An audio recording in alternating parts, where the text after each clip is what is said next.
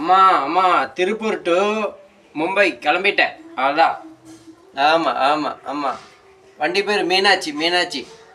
தாலியும் கட்டிட்டேன். ஆமாம் ஆமாம் ஆமாம் ஆமாம் ஆமாம்.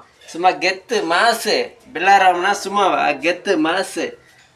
9 மணி நேரத்தில் டெய்ட்டாக திருப்பூரில் இருந்து நான் வந்து மும்பை வந்திருக்கிறேன். ஆமாம் ஆமாம் கெத்து பில்லாராம்னா கெத்து மாசு. ஆமாம் ஆமாம் ஆமாம்.